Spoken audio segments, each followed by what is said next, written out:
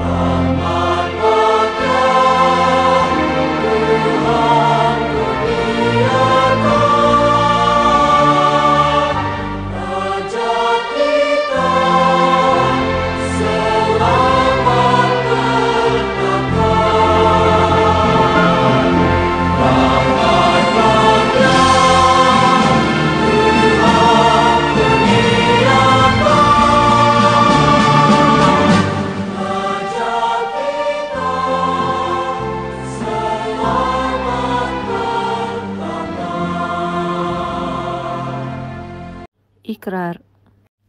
Maka kami, rakyat Malaysia, berikrar akan menumpukan seluruh tenaga dan usaha kami untuk mencapai cita-cita tersebut berdasarkan atas prinsip-prinsip yang berikut. Kepercayaan kepada Tuhan, kesetiaan kepada raja dan negara, keluhuran perlembagaan, kedaulatan undang-undang, kesopanan dan kesusilaan. Baiklah, murid-murid, kita lihat apakah maksud pengertian bernegara.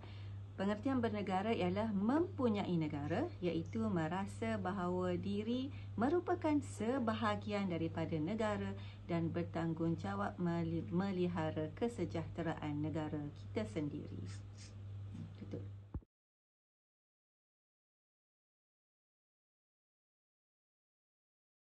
Alaihi wasallam, ma atyabaki min baladin wa ahabbaki ilayya. Hadis ini bermaksud Rasulullah SAW telah bersabda, betapa baiknya kamu sebagai sebuah negara, yakni merujuk kepada Mekah, tempat asal baginda, dan betapa cintanya aku kepadamu, riwayat At-Tirmizi. Baiklah murid-murid, kita lihat apakah hukum mencintai negara kita. Ya, hukumnya adalah kewajipan bagi setiap individu.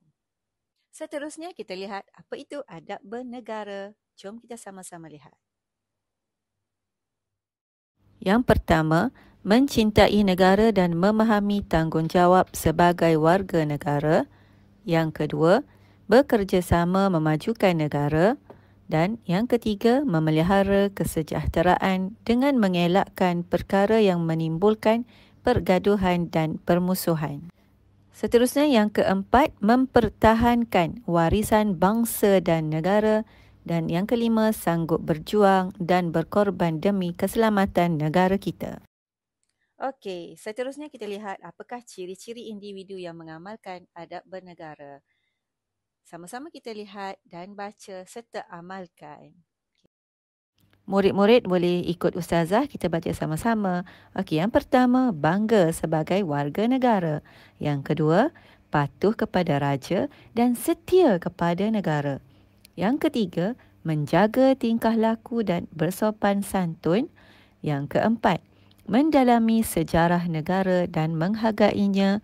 Yang kelima, berusaha dengan gigih untuk berbakti dan memajukan negara. Dan akhir sekali, yang keenam, sentiasa bersedia untuk mempertahankan negara.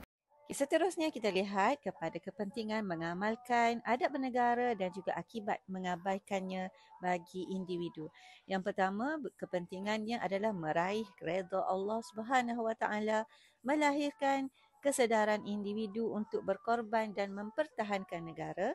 Dan akibat mengabaikannya ialah pertama, kita akan mendapat kemurkaan Allah, menjadi seorang warga negara yang tidak patriotik. Seterusnya kita lihat kepada masyarakat. Apakah kepentingan adab bernegara dan apakah akibat bila kita mengabaikannya? Yang pertama, mendidik rasa sikap tanggungjawab dan hormat menghormati, melahirkan masyarakat yang berkasih sayang. Apa akan jadi kalau kita mengabaikannya? Okay, yang pertama, masyarakat akan berpecah belah dan mencetuskan permusuhan, kebencian dan juga peperangan. Baiklah, seterusnya kita lihat apakah kepentingan bila mengamalkan adab bernegara kepada negara kita Malaysia dan juga apa implikasi kalau kita mengabaikannya.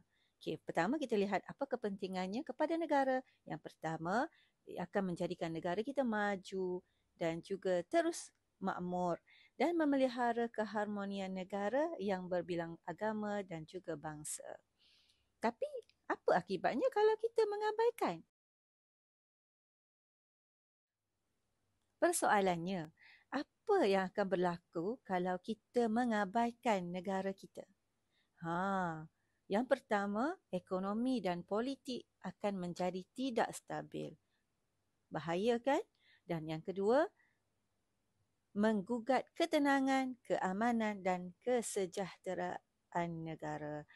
Jadi, murid-murid, kita hendaklah sayang negara kita sebagai individu yang hidup dalam masyarakat dan sayangi negara kita kerana Allah Subhanahu wa Ta'ala.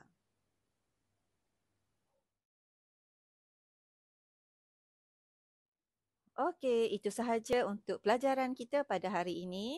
Murid-murid, cuba ingat apa itu maksud pengertian bernegara, apa itu dalil yang Rasulullah SAW sabdakan dan apa itu adab-adab bernegara, ciri-ciri bernegara dan juga kepentingan serta akibat kalau kita tidak sayangi negara kita.